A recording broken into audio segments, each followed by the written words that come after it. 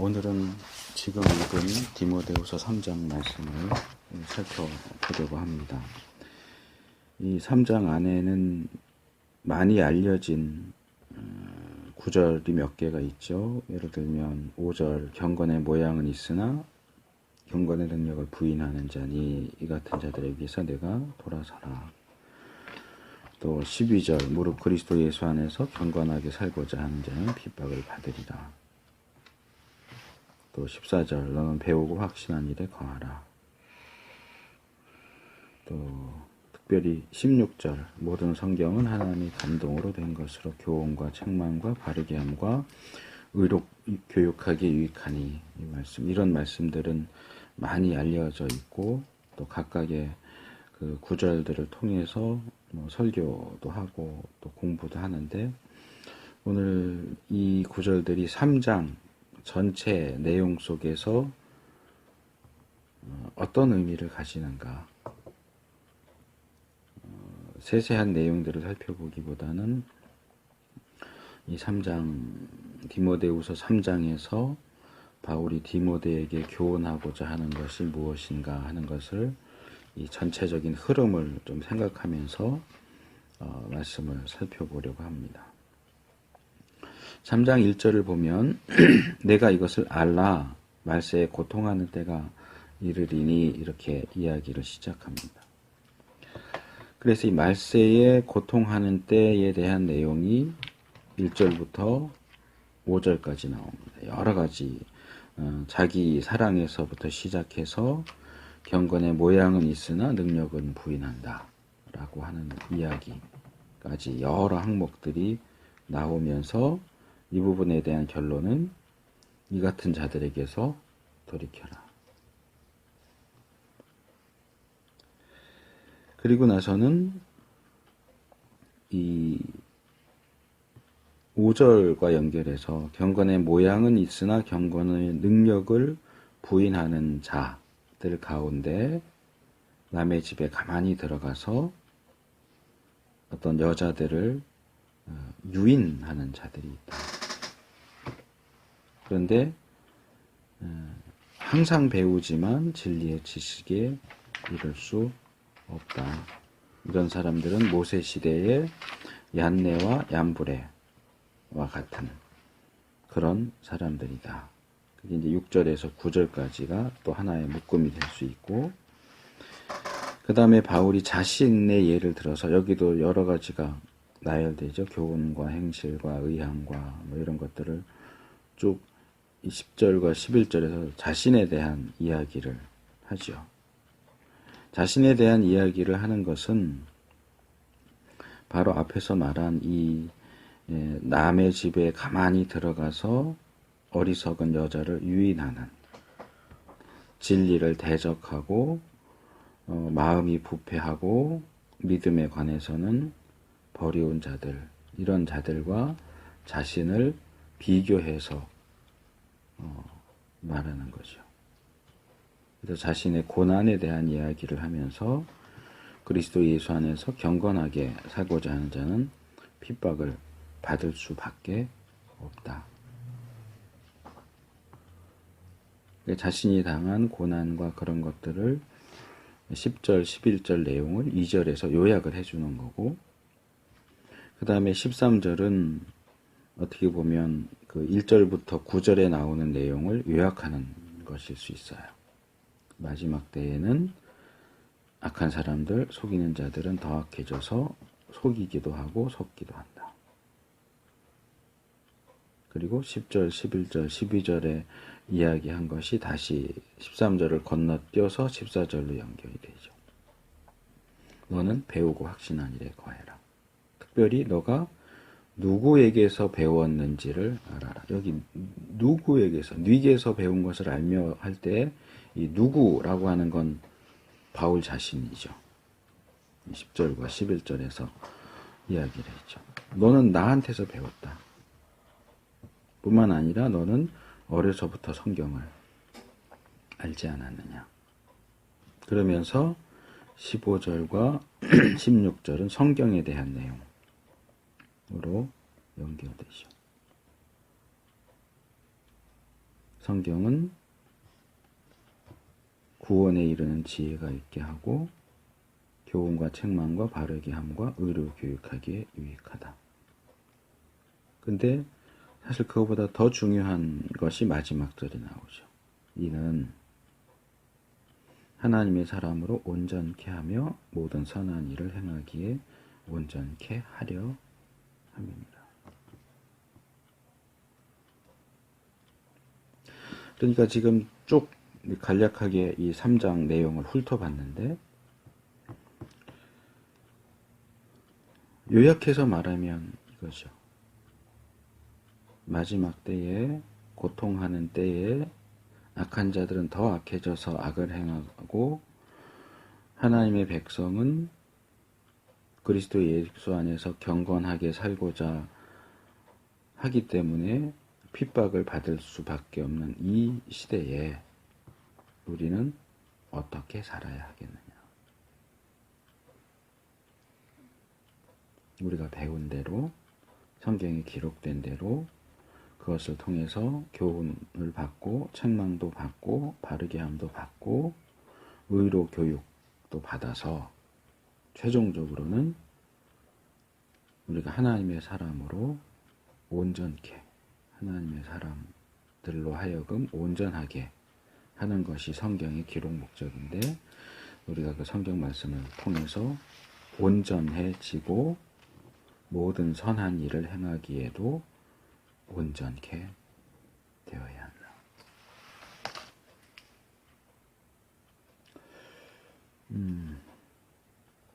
요즘 그 부천에 그 서울신대 교수 뭐 독일에서 신약학으로 박사 받아온 그 교수이고 개척해서 담임 목사를 하는 사람이 여중생인 딸을 죽게 하고 1년 동안 방치했다 해서 그것 때문에 다들 난리를 치고 있고, 특별히 그 김동호 목사님이 그것을 두둔하는 게 아니고 우리가 목사는 다를 것이다, 박사는 다를 것이다 라고 생각하는데 그거는 아니다. 목사도 사람이고 박사도 사람이고 죄인이다. 잘못한 것에 대해서는 당연히 처벌을 받아야 하겠지만, 어떻게 목사가, 어떻게 박사가 이런 부분들만 가지고 너무 그러지 않았으면 좋겠다. 또 그 김동호 목사님 자신은 내 안에도 그런 요소들이 있기 때문에 두렵다. 그런 이제 글을 써서 많은 사람들이 또 그 글을 링크하고 그런 것들을 보게 되는데,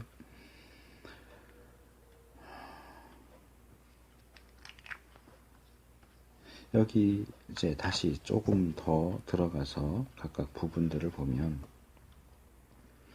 특별히 여기 2절, 3절, 4절, 그리고 5절 상반절. 이제 5절 상반절은 이제 앞의 내용을 요약하는 거라고 볼 수 있는데, 2절, 3절, 4절에 나오는 그 항목들을 지금 하나씩 다 살펴볼 수는 없겠지만, 그래도 내용을 좀 보면,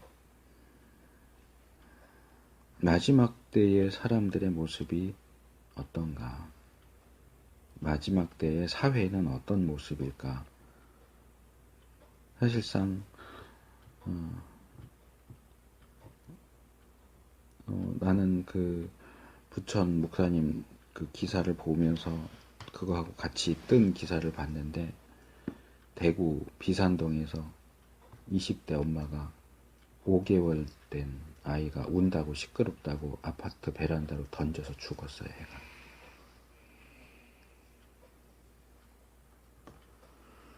그래서 평소에 우울증을 앓았느니 어쩌느니 그러는데, 목사고 박사만 문제가 아니고 세상 전체가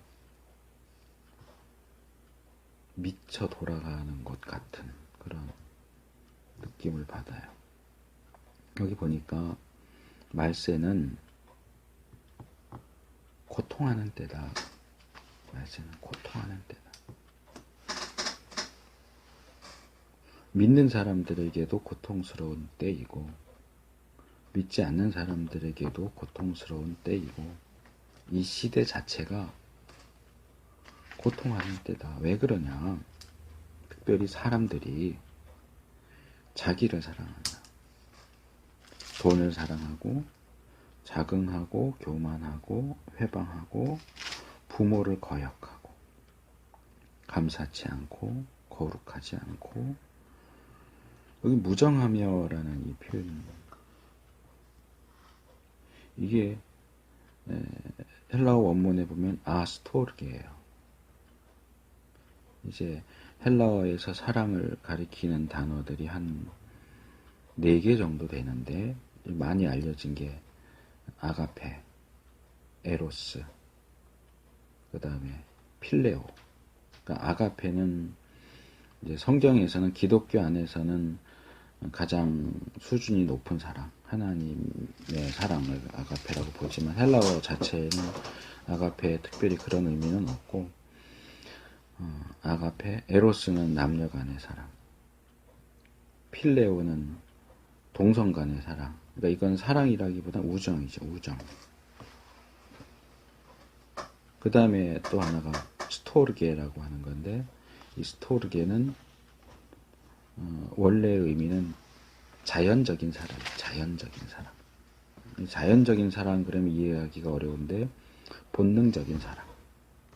그러니까 사람이 이렇게 갖고 태어나는 그 사랑. 그래서 보통 스토르게는 부모의 자식에 대한 사랑을 가리키는 걸로 많이 이야기를 해요. 근데 뭐 꼭 부모가 자식을 사랑하는 것만이 아니라 자식이 부모를 사랑하는 것도 포함되겠죠. 그러니까 이것은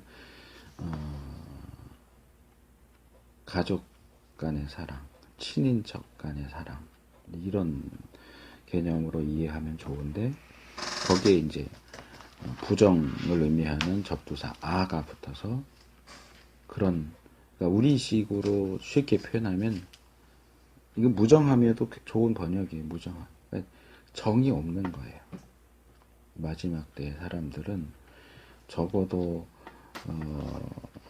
한 가족이면 가족 안에서 서로에 대한 정, 아끼는 마음, 사랑하는 마음이 있게 마련인데 마지막 때가 되면 가족들 사이에도 정이 없는 거예요.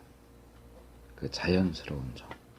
아버지가 자식을 사랑하고 어머니가 자식을 사랑하는 정 이런 것들이 없어요.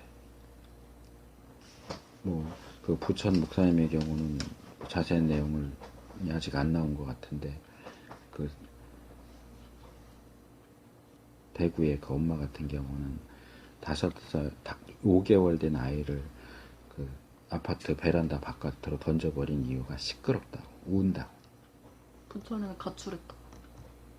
그러니까 그런 이제 우리가 생각할 때 엄마가 애가 운다고 그걸 시끄럽다고 던져서 죽게 하냐? 그러니까 이게 뭔가 정상이 아닌 거죠. 이게 무정하며 이게 그거예요. 정이 없는 거예요. 애정 기본적으로 있어야 하는 애정이 없는 거예요. 원통함을 풀지 아니하며 이건 뭐냐 하면 지난주에 좀 막 얘기하다가 진아가 아빠한테 한 얘기 그걸 가지고 지금 계속 생각하고 고민하는 중인데 어쨌든 상처를 받았더라도 용서하라고 그거야. 이게 한번 상대에게 여기 있는 표현대로 하면 원통한 일을 당했어. 내 마음이 원통해. 그 사람이 싫고 밉고 그래. 근데 그런 마음을 가지면 풀지 않는 거예요. 계속 그걸 갖고 있는 거예요. 원통함을 풀지 아니하며. 근데 절대로 용서하지 않는 거죠. 그 다음에 참소하며 절제하지 못하며 사나우며 선한 것을 좋아 아니하며 배반하여 팔며 조급하며 자고하며 쾌락 사랑을 하나님 사랑보다 다한다. 사실 이 항목들을 쭉 보면 5절에 경건의 모양은 있으나 경건의 능력은 부인하는 자니, 이게 과연 2절에서 4절에 나오는 내용의 요약일까?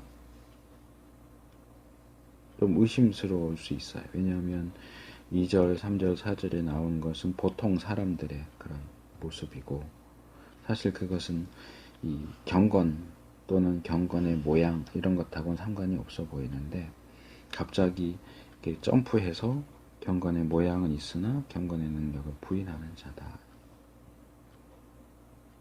그러니까 이렇게 볼 수 있을 것 같아요. 2절, 3절, 4절은 모든 사람들의 그런 잘못된 모습들을 가리키는 것이라면, 5절에서는 건너뛰어서 심지어는 믿는 사람들조차 그렇다. 믿지 않는 사람들의 경건의 모양을 취할 일이 없죠. 그 사람들은 그냥 자기들이 하고 싶은 대로 하죠. 뭐 도덕, 윤리 이런 것 때문에 자제하는 사람들도 있지만, 그들이 믿지 않는 사람들이 경건의 모양을 취할 일은 없어요. 경건의 모양을 취하는 사람들은 분명히 믿는다고 하는 사람들이에요. 그러면 여기 이 중간 4절과 5절 중간에는 이런 내용이 들어가는 거라고 볼 수 있겠죠. 심지어는 믿는다고 하는 사람들도 2, 3, 4절에 나오는 그런 것과 다를 바가 전혀 없다.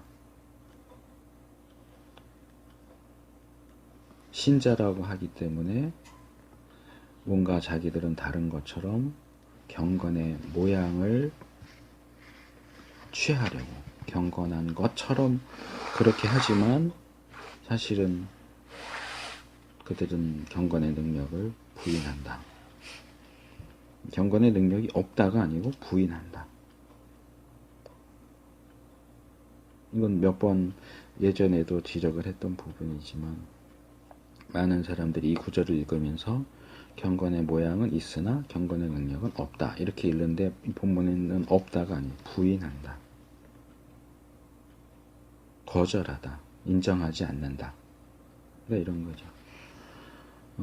우리가 참으로 예수님을 믿는다고 해도 이 경건이라고 하는 것은 이렇게 바깥으로 드러나는 어떤 모양인 거지, 사실 거기에 어떤 능력이 있는 건 아니야.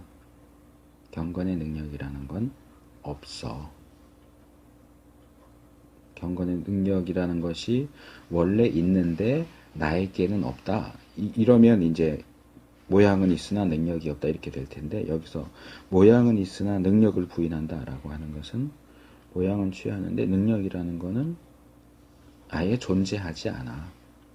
있어야 되는데 없는 게 아니고, 그런 건 원래 없어 라고 주장을 한다는 거죠. 근데 이렇게 모양은 취하지만 능력을 부인하는 자들로부터 너는 돌아서라. 등을 돌려라. 그들과 함께 있지 말아라. 함께 어울리지 말아라. 너는 거기서 나와라. 그래서 우리가 등을 돌려야 하는, 돌아서야 하는 사람들에 대한 이야기를 좀 더 하죠.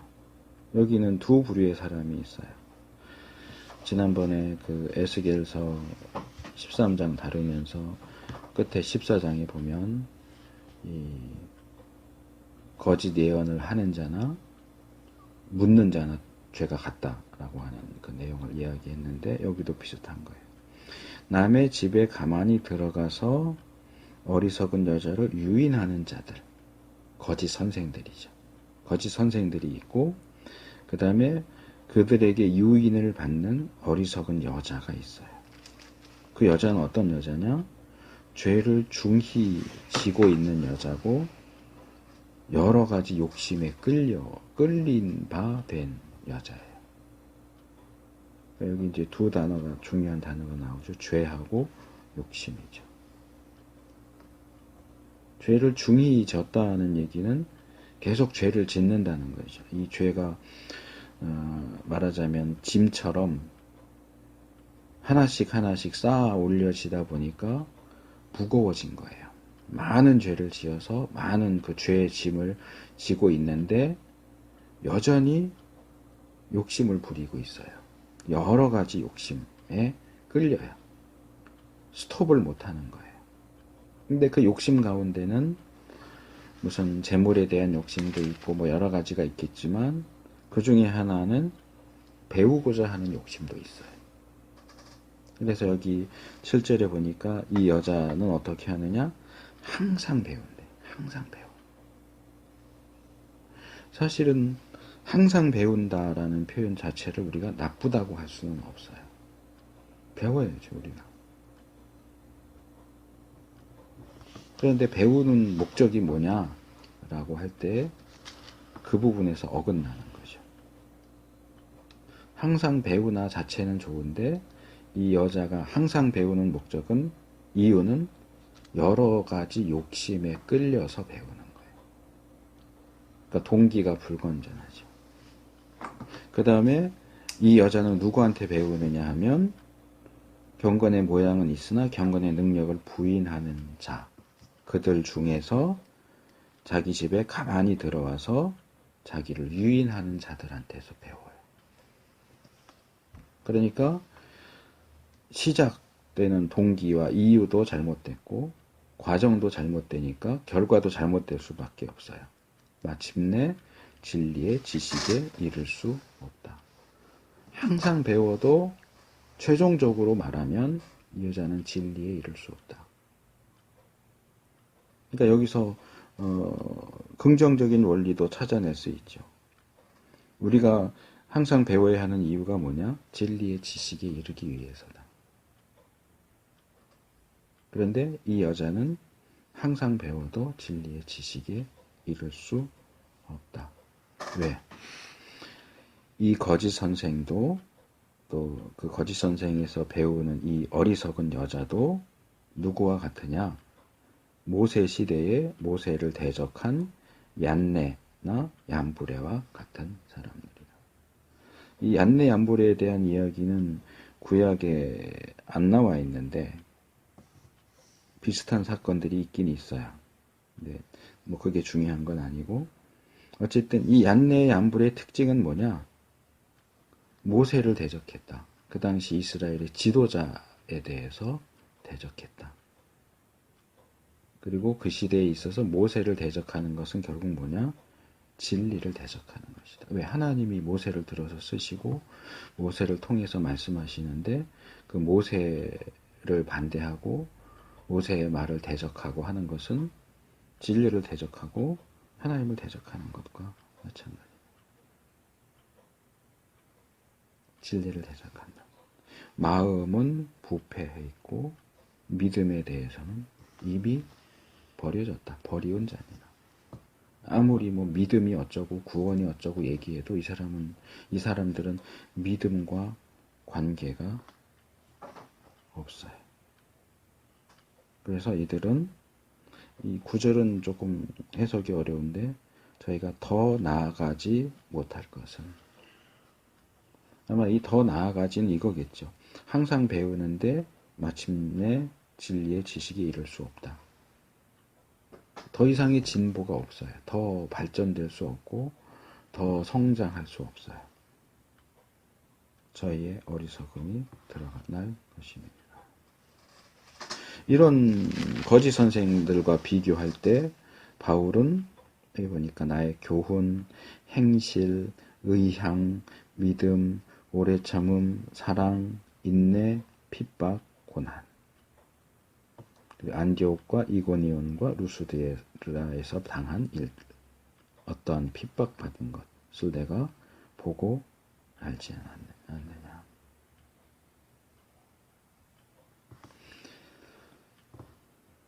음, 10절은 바울 자신이 어떠했느냐, 어떤 태도를 취하고 어떤 특성을 가졌느냐에 대한 얘기라면 11절은 바울이 어떤 일을 당했느냐, 교훈, 행실, 의향, 믿음, 오래 참음, 사랑, 인내는 바울이 가지고 있던 어떤 특징이라고 하면 핍박, 고난, 세 도시에서 당한 일, 그 다음에 또 핍박,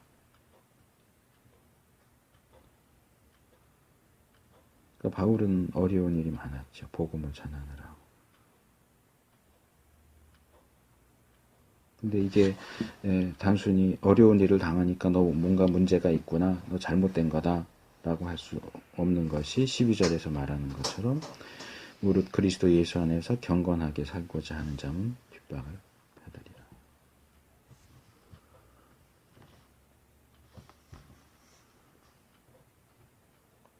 우리가 이런 구절을 볼 때 잘못 해석하지 않도록 조심할 필요가 있어요. 잘못 해석이라기보다는 잘못 적용이죠.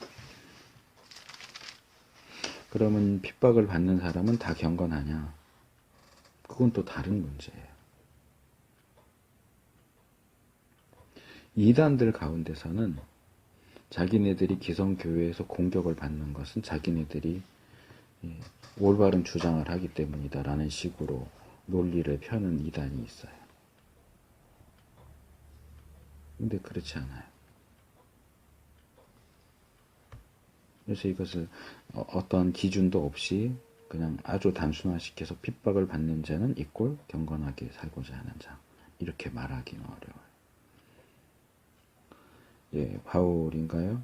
베드로가 그랬던 것 같은데, 너희가 선을 행함으로 고난을 받는데 참으면 칭찬이 있겠지만 너가 잘못해서 매를 맞으면 참아도 소용이 없다. 아무도 칭찬해 주지 않는다. 이 세상이 핍박하는 사람이 꼭 경건한 사람에 대해서만 욕하고 그러느냐? 잘못한 사람에 대해서도 욕하죠. 그러니까 이런 핍박 자체를 기준으로 삼아서 보지 않는 것이 중요하고, 그래서 이 세상의 악한 사람들과 속이는 사람들은 더 악해져서, 그러니까 세상은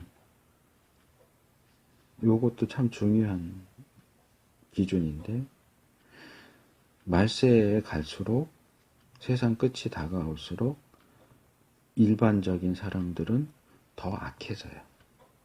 더 좋아지지 않아요. 결코. 아무리 뭐 교육이 발달되고 여러 가지 어떤 문화와 문명적인 것이 발달한다고 해도 사람은 갈수록 더 선해지느냐? 그렇지 않아요. 좋아지지 않아요. 사람들은 갈수록 더 악해져요.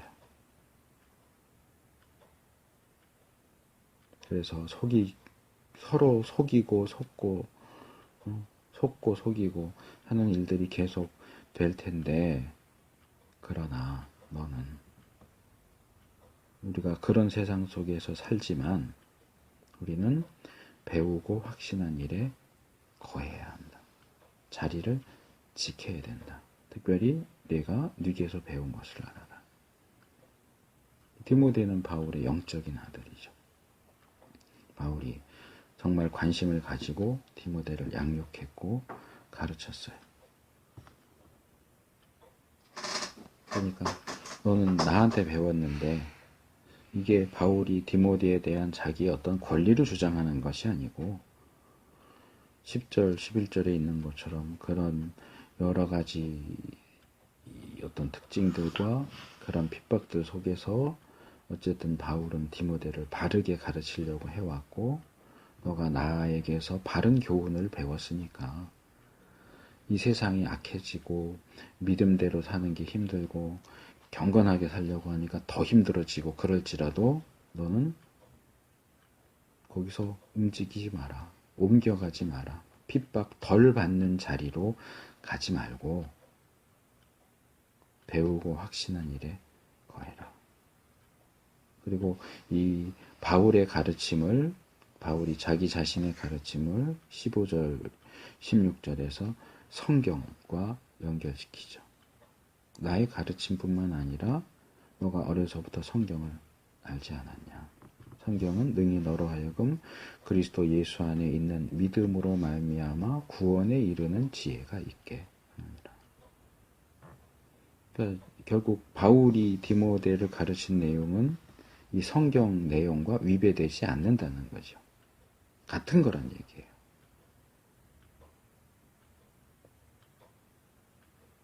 말씀.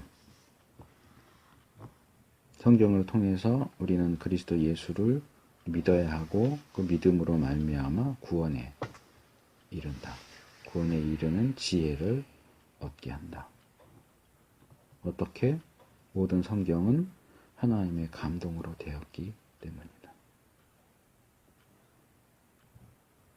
성경은 하나님의 말씀이기 때문에 그 말씀을 우리가 굳게 붙잡고 그 안에 거하면 교훈도 받을 것이요 책망도 받을 것이요 바르게 함께 잘못했어도 교정을 받을 수 있고 계속해서 의로 여기 교육이라고 되어 있지만 이건 훈련이라는 개념이 더 좋아요. 의로운 삶을 살도록 계속해서 훈련 받을 수 있게 된다. 그런 모든 측면에서 하나님의 말씀은 유익하다. 그래서 여러 가지 사건 사고들로 정신이 없고 기독교는 점점 더 입지를 잃어가고 있어요. 많은 사람들이 걱정하는데 사실 저는 그 부분에 대해서는 별로 걱정하지 않아요. 기독교가 이 현대 사회 속에서 입지가 점점 좁아지는 것을 저는 염려하지 않아요. 우리나라가 막 성장을 이루는 것 같이 하다가 IMF가 터지면서 외국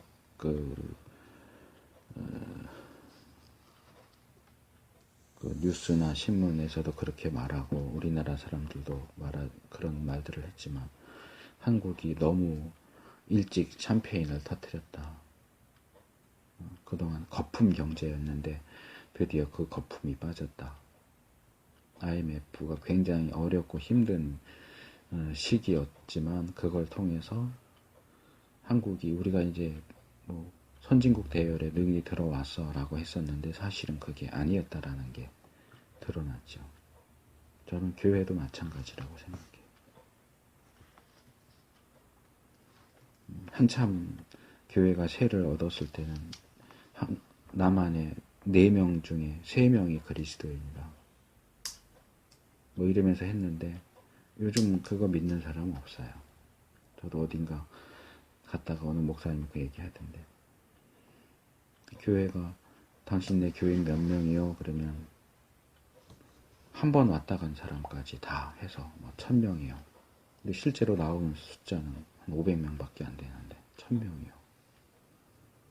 그러니까 한 사람이 여러 교회에 다 등록되어 있는 것처럼 보고가 되니까 숫자가 그게 거품이죠. 실제로 교회에 출석하는 인원은 예를 들어서 4명 중 1명밖에 안 되는데 거품을 막 일으키니까 4명 중 3명이다.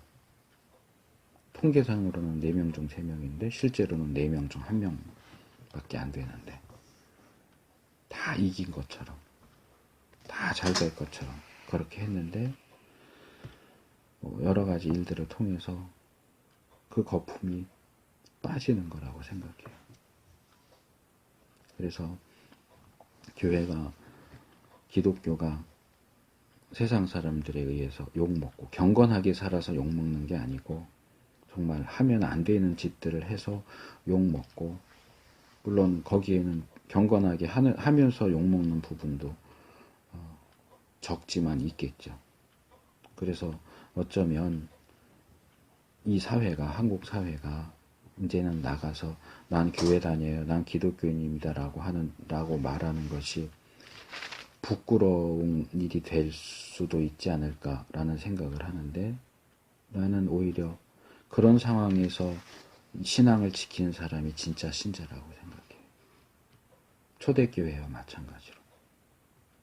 핍박받고 자기가 기독교인이라고 밝혀서 잡혀가고 죽임을 당할 수도 있지만 그 가운데서 나는 예수님을 믿습니다 라고 고백하는 사람은 그게 정말 진짜 신자인 것처럼 교회가 잘 나가고 교회 나가면 이런저런 세금 혜택도 받고 뭐도 받고 얻을 게 많으니까 믿음도 없는데 교회 가서 나 믿습니다 콘스탄틴 대제 이후에 기독교가 많이 그랬는데, 이제는 그런 혜택도 없고 칭찬도 없고, 이제는 핍박과 조롱과 그런 것밖에 남지 않았을 때에도 여전히 교회에 남아있고 여전히 주님에 대한 신앙을 고백하는 그 사람이 진짜 그리스도인이에요. 결국은 거품만 막 일어났다가 그 거품이 빠지는 거라고 생각을 하기 때문에, 저는 개인적으로는 그런 어떤 모습들에 대해서 걱정하거나 염려하진 않아요. 이제 진짜만 남을 테니까 그건 오히려 좋은 현상이라고 말할 수 있겠죠. 다만 이 마지막 절에 있는 것처럼 우리가 이 말씀을 통해서 배우고 확신한 일에 거하는 것을 통해서 온전해지는 일에, 아까 베드로서 인용했던 것처럼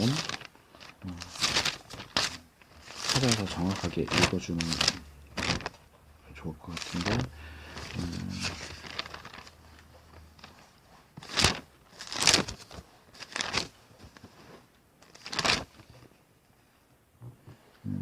베드로전서 2장 19절인데 19절에서 21절까지 보면, 애매히 고난을 받아도 하나님을 생각함으로 슬픔을 참으면 이는 아름다우나 죄가 있어 매를 맞고 참으면 무슨 칭찬이 있으리요.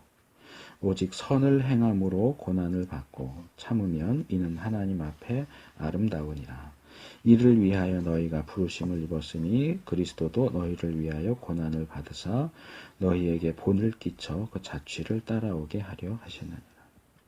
그래서 우리가 말씀의 원리를 붙잡고 하나님의 뜻에 합당한 자로 온전해지고 선한 일을 행하고, 죄를 져서 욕먹는 건 당연한 거고, 이제는 믿는 사람들이, 참으로 믿는 사람들은 죄를 지어서 매맞는 게 아니고 경건하게 살고자 해서 핍박을 받는다면 그건 좋은 일이고 감사한 일이에요. 그래서 우리 자신도 온전케 되고 우리가 선한 일을 행하는데도 온전케 되어야 한다. 이 3장이 결국 결론이 이거예요. 마지막 때, 고통하는 때 모든 사람들이 더 악해져서 악으로 세상이 가득 차지만 너는 말씀에 의지하고 배우고 확신한 일에 거하고 믿음으로 말미암아 구원을 얻는 지혜를 얻어서 교훈과 책망과 바르게 함과 의로 훈련 받아서 온전케 되고 선한 일을 행하는 데도 역시 준비되고 온전케 되어야 한다. 그래서 물론 우리가 한국 교회를 위해서 기도해야죠. 염려하고 기도하고, 세계 선교를 위해서도 기도하고, 이슬람의 그 침투에 대해서도 염려하면서 기도하고 해야 하겠지만, 우리 자신이 하나님의 사람답게 온전케 되고 선한 일을 행하기에 온전케 되는 것이 가장 기초적이고 우선적으로 요구되는 사항이다 하는 사실을 기억하고, 우리 가족 한 사람 한 사람이 이 말씀처럼 온전케 되기 위해서 힘쓰고 애쓰는 우리 가정과 가족이 되기를 바랍니다.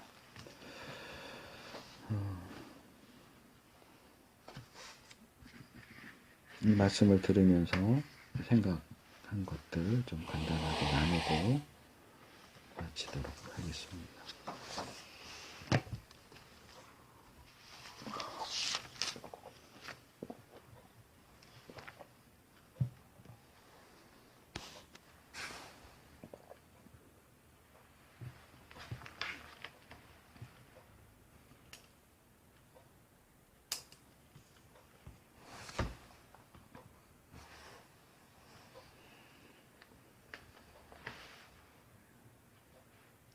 지나가 먼저.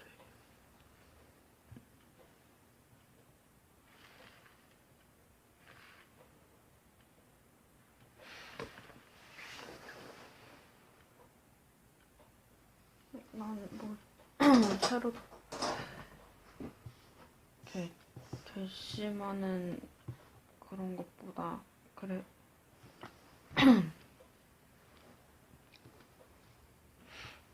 내가 평소에 생각하고 있던 한국 교회랑 그런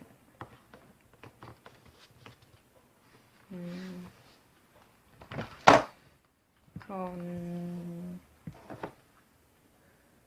일반적으로 많은 성도들이 가지고 있는 그런 좋은 편견인지 안 좋은 편견인지 그런 어떤 직책에 따른 그런 기대감, 그런 편견, 그런 도덕적으로도 똑같이 그리고 영적으로도 직책에 따라서 좋을 것이라는 그런 편견은 나는 가지고 있지 않았어서 그런지 또 거기에서 더해서 마지막 때의 기독교 입지가 낮아지고 그런 거에 대해서 내가 평소에 가지고 있던 생각이랑 오늘 들은 거랑 비슷하다고 느껴서 다행이다라고 생각했고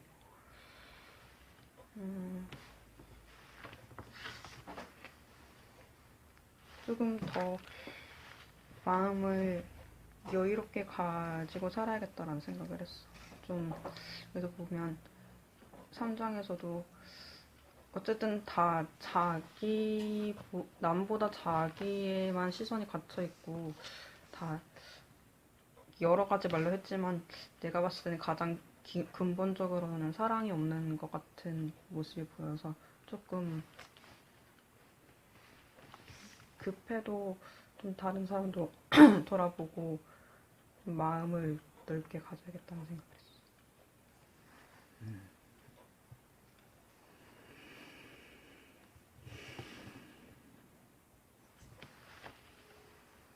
진결.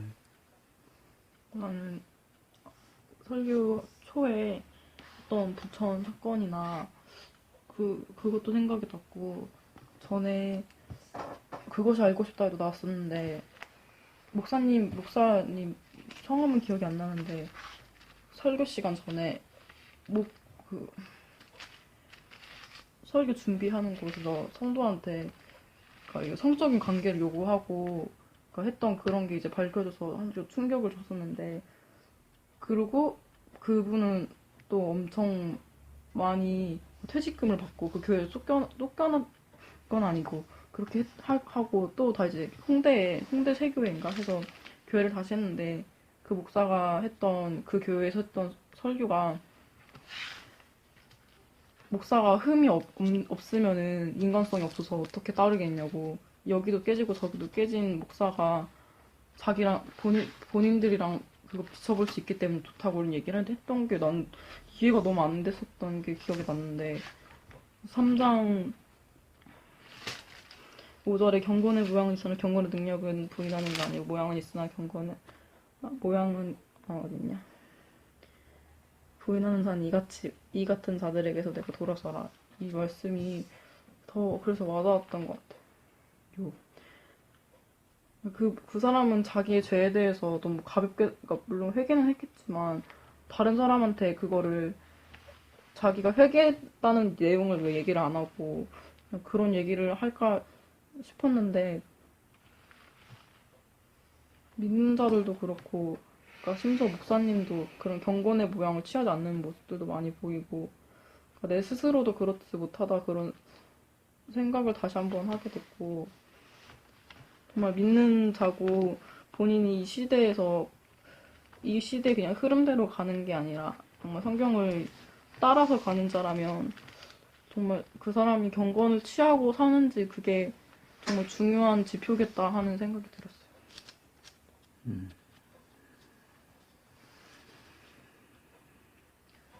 오늘 아침에 마태복음 24장을 묵상하게 됐는데 그 말씀 중에 12절에 마지막 때에 대한 그 말씀들 쭉 나오는데 제가 아침에 봤을 때 많은 얘기들이 있지만 그 중에 제일 제 마음 심령과 제 눈에 들어왔던 말씀이 불법이 성함으로 많은 사람의 사랑이 식어지리라. 디모데후서 3장 1절에 3절까지 말씀이랑 같이 포함해서 마지막 때에 사람이 하나님의 형상과 모양대로 지음받고 하나님의 사랑을 입은 그리스도인들, 이거 예수님의 제자들에게 말씀하신 거고, 마지막 때 어떻게 될 때 얘기하실 때 특별히 사랑이 식어지리라, 이 말이 마치 귀에 쩌렁쩌렁하게 울리는 것처럼 이렇게 들리면서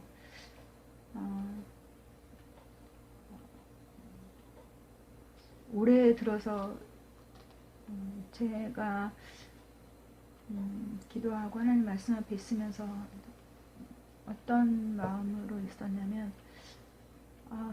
내가 이제 하는 왠지 모르지만 어떤 것들을 하는 것은 이제는 그것은 해야 돼서 했지만 이제는 그런 때가 아니고 내가 하나님을 만날 준비를 하는데 여러 가지 상황들과 이런 모습들이 마지막 때, 고통하는 때, 말세라고 하는 이 때에 주님이 오시기 임박한 그 앞에 있었던 모든 일들이 성취되는 것들을 보면서, 그러면 나는 지금 어떤지를 하나님께서 보게 하신다는 생각이 들었어요. 그럴 때 내가 정말 하나님 앞에 어떠한 모습으로 만날 것인지, 그럴 때 내가 보여진 거는 내가 주님 만날 준비가 되지 않았다라는 거였고, 심지어는 물론 내 구원을 의심하는 건 아니지만 내가 하나님의 자녀답지 못하다는 것이 굉장히 마음이 아파서,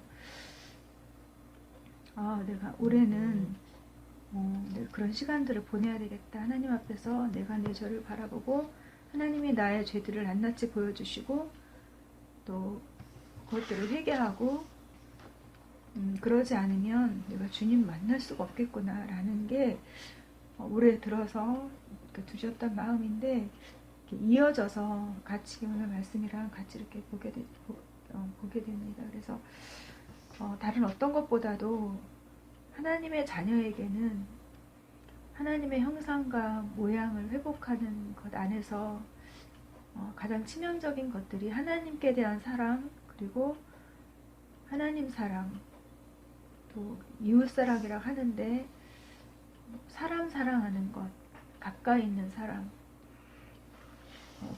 남편과 자녀들, 사실은 그것이 또 그 외에 더불어서 그것이 2016년에 저에게는 숙제고, 하나님 앞에서 받은 숙제고, 또 그렇게 여기고 이렇게 오는데, 그러지 않으면은 주를 보지 못하겠다, 그리고 이건 아니다라고 하는 그런 마음에서 말씀을 보게 됐는데, 그것이 바로 하나님의 사람으로 하나님이 원하시는 것을 온전케 되는 것, 그리고 선한 일을 하는 것을 통하여 또한 온전케 되는 것. 마태복음 5장에 16절에 보면은 너희가 착한 일을 하여 사람들에게 나의 영광을 드러내라 하셨는데, 다시 찾아야 될 것들이 먼저는 그런 사랑, 하나님에 대한 사랑, 그리고 사람에 대한 사랑은 이거는 이게 바로 선한 일일 테고, 거기서부터 모든 게 출발할 텐데, 내가 하나님의 사랑이 얼마나 큰지를 더 깊게 경험하기 알아야 되겠다. 물론 말씀을 통해서 알아야 되겠고, 또 그 다음에 저는 말씀과 함께 하나님이 주신 모든 주신 모든 하나님의 것들 통해서 내가 하나님이 얼마나 나를 사랑하시는지를 다시 시작해야 되겠다. 그래서 나 또한 내가 얼마나 큰 하나님의 사랑을 입은 자이기 때문에 내가 하나님을 어떻게 사랑해야 되는지, 그리고 거기서부터만 내가 다른 사람을 사랑할 수 있는 능력이라는 것을 깨닫게 되는 것 같아요. 그래서 이 말씀이 같이 연결돼서 감사했습니다.